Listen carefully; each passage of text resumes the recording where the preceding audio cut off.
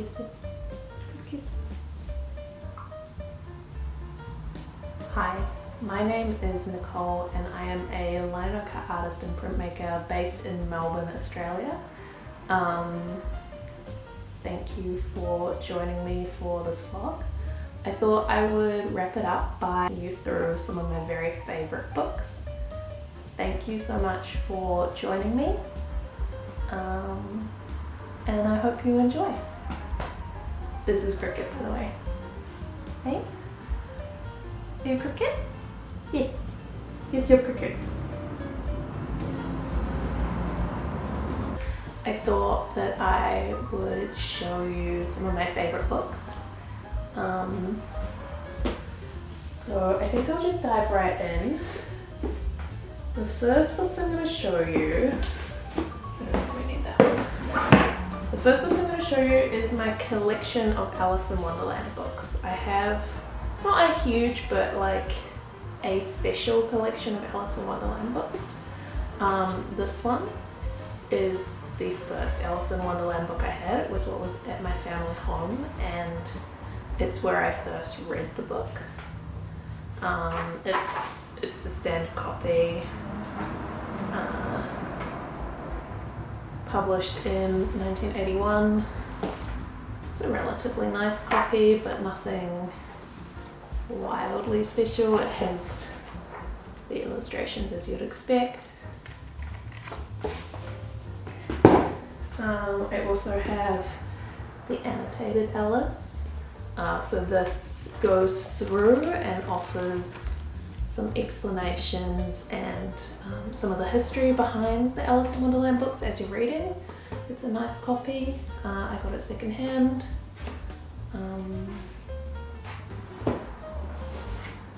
This is a little pocket copy that I also got secondhand. I think I got this copy when I was studying in university.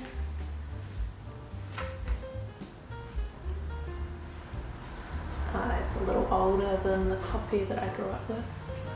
Look, it has a little stamp in there.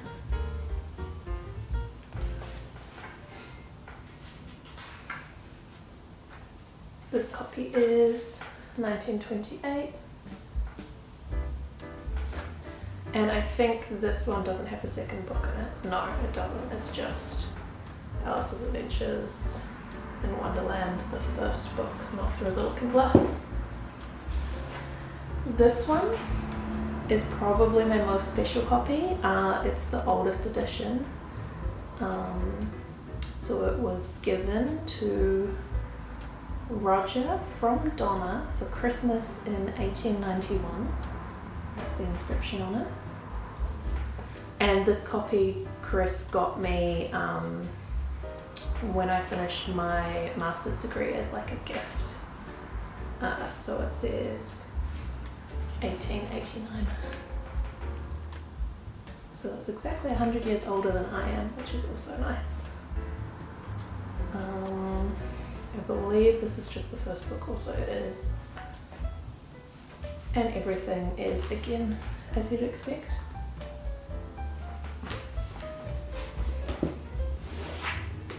This copy is just a cute vintage copy that, again, I got secondhand.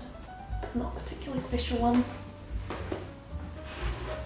This one, Yayoi Kusama, I'm probably butchering her name. I have seen her work in exhibitions, her beautiful big sculptures. If you're an art buff, you will probably recognize her work. The beautiful, she makes these rooms and sculptures that are covered in dots of various colours, and it's really surreal, beautiful, kind of abstract work. And so she also has illustrated this Alice in Wonderland edition. A lot of her sculptures actually look like that shape that was just there. Where was it? These.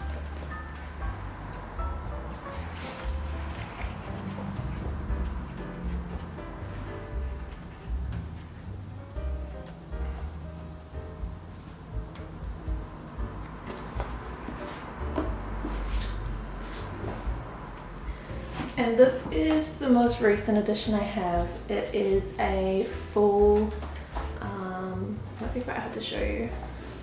It's a full pop-up kind of book. So like you can move parts in it. So when she's growing, her legs grow.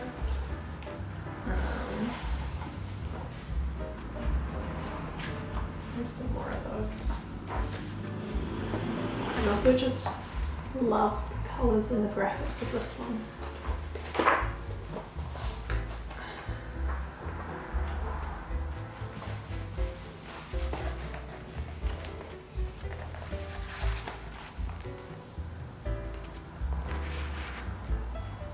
Some things move and change.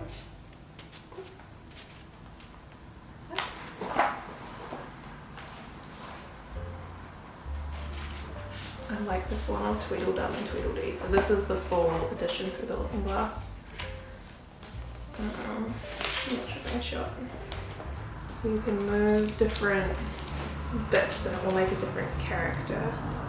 Sort of like the Exquisite Corpse game where everyone draws a different part of the body and it all connects up and makes something new each time.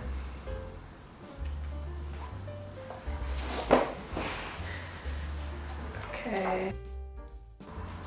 Well, that's my favourite scene, the scene where she's swimming in the pool of tears. I love all the illustrations of that. I love the classic. There's also the illustrations that are in the Alice in Wonderland books are not Lewis Carroll's original illustrations. This is the Pool of Tears original.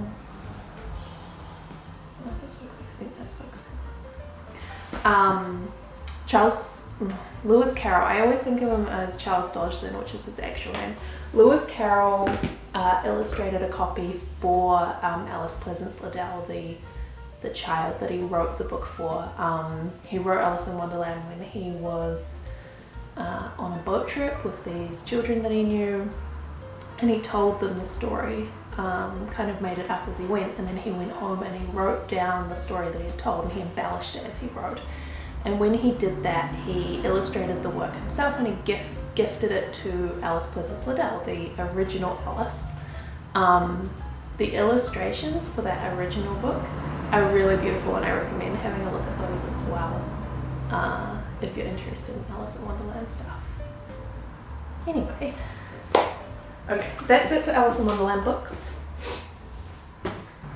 The Secret History. The Secret History is probably my all-time favourite book. It was written by Donna Tartt, who wrote it when she was still at university, like 18 or 19, I think she started writing it.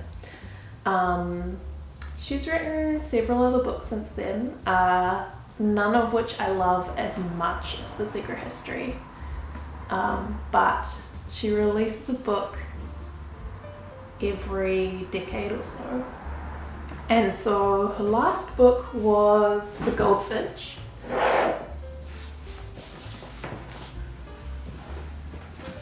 The Goldfinch. And this was released, I believe it was 2013.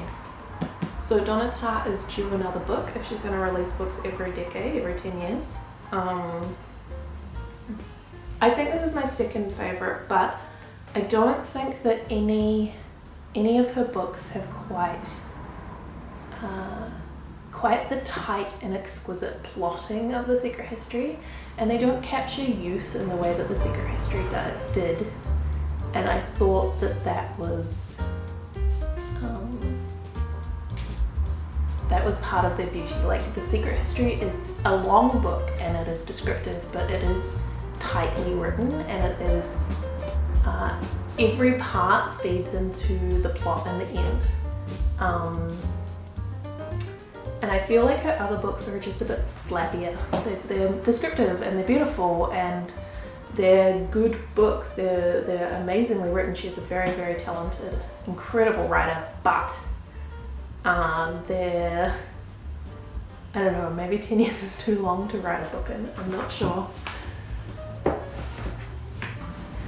So, The Secret History. Love the secret history.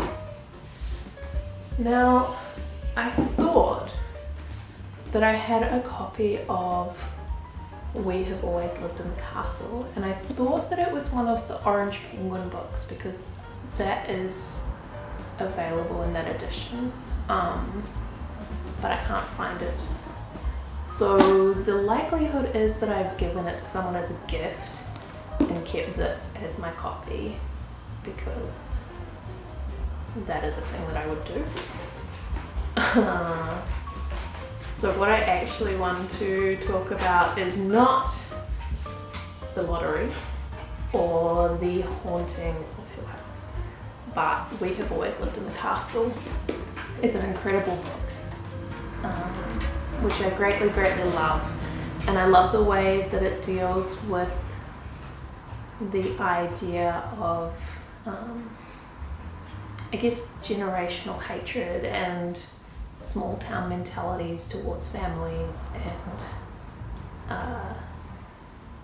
isolation and all those things that Shirley Jackson does so beautifully and wonderfully. She is definitely one of my favourite writers and favourite historical figures, which brings me to this, which is the Shirley Jackson Biography. It's a lovely book itself.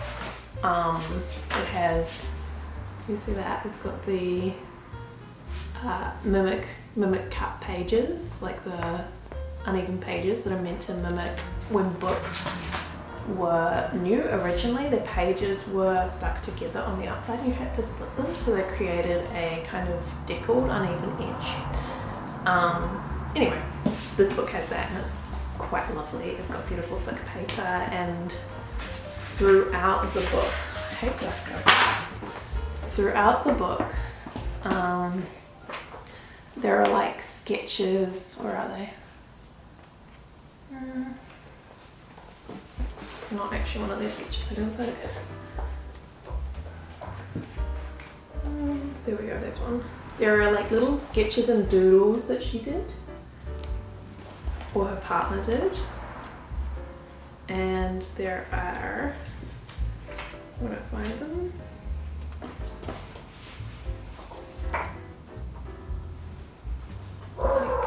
lovely photographs.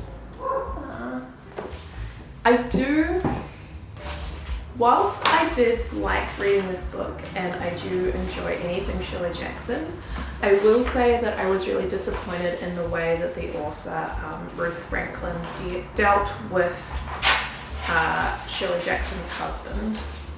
She essentially writes a full childhood biography of Shirley Jackson, and then she gives her husband the exact same, like, treatment, I guess. Stanley Edgar is her husband. Here he is. Yeah. But essentially, I don't love that in a biography about Shirley Jackson, she gives her husband basically the same level of airtime, particularly considering her husband, this dog's running up the hallway. Hey, dog. Yeah. Oh, good. Yeah. I don't love that she gives the same airtime to Shirley Jackson's husband, because Shirley Jackson's husband was kind of a piece of shit. He was, I don't know if I'm allowed to say that, because Shirley Jackson's husband was pretty abusive. He wasn't a great guy, and he had a lot of affairs, and he kind of tortured Shirley Jackson by telling her about it, even though, you know, like, open relationships are a dynamic that exists, and that's great when everyone's on board. Shirley Jackson was not on board, and he would kind of treat her as a lesser intelligence, a lesser person, I guess. So yeah, I don't love that he is given the same kind of level of biography as Shirley Jackson is. I don't think it's necessary to get across the story that Shirley Jackson had an abusive husband to include his whole biography, and I found that a lot less interesting than actually just spending time with Shirley Jackson herself. Good. The next book is Just Kids by Patti Smith. I love this book so much. I've read it several times. I love Patti Smith. I've seen her live in concert. I love her music. I love her her writing. Her writing is so kind of ethereal and beautiful. And sometimes it gets a little bit maybe on the poetic side for me, but Just Kids, because she had a project to write about, what's her name? His name, Robert.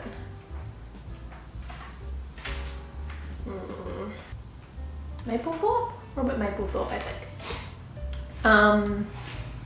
So because she had, this is her and Robert, because she had a project to write about Robert Mapplethorpe,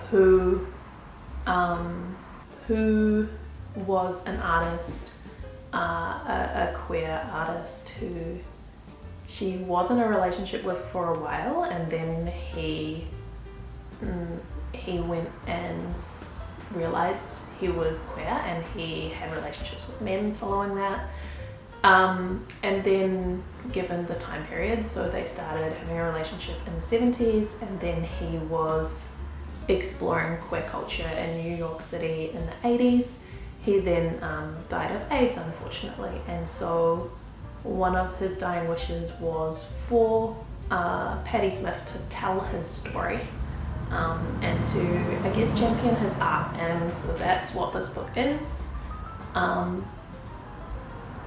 And it does a beautiful job of that, but also it is about New York in the 1970s and the art scene and the Hotel Chelsea and people like Andy Warhol, and there's I think books that are biographies, they actually get less interesting once the fame starts, like once they start name dropping. So I guess that's not actually what I found interesting about it. I think it was more interesting when she arrives in New York City and she's essentially homeless, and she's just like sleeping outside in parks and making friends with people and like making the best of stuff. And then she and Robert get like a little apartment together, and like they live off stale day-old cookies that the bakery sells cheap, and she works in a bookstore, and then at night she makes art, and they are obsessed with the artwork of William Blake and his poetry, and they find a way to hook up their record player so that the needle, when it comes to the end, it just bounces back to the start. So they have records playing all night long on repeat and things. It's a really beautiful, evocative kind of manifesto of like an artist dedicated to art and to being an artist at all costs, and it is really great. Okay, the last book that I want to show you, it's pretty battered. I used this book to press my prints, and I know that will horrify some people who like to keep books pristine and precious. Sometimes it's like the right size to use for pressing stuff, and sometimes I think it's more precious to me to use things, and so you can see it's marked with white paint, and like there are a little gouge out of the cover. So I love it as a book, but I kind of also love it as an object that I enjoy almost symbolically using in my own production of art. So this book, it is by Audrey Niffenegger, who also wrote The Time Traveler's Wife, which is a novel and has been made into both a movie and a TV series more recently. They're okay, the book is better. She also wrote Is Made with Prints, and it tells a story. It's kind of like a graphic novel, but kind of not. It's gonna be hard to show you. So it's sort of sets the scene. It sort of has text on one page and the pictures on the other page. And she did release these as limited editions with the original prints. But anyway, it's about three sisters. They're not actually incestuous. I don't think there's actually any real incest in here. No. But it's not a children's book by any means. This is one of my favorite pictures from it. It's the lighthouse keeper getting hit by lightning, which sparks his son to come into the picture, and one of the sisters has a relationship with his son.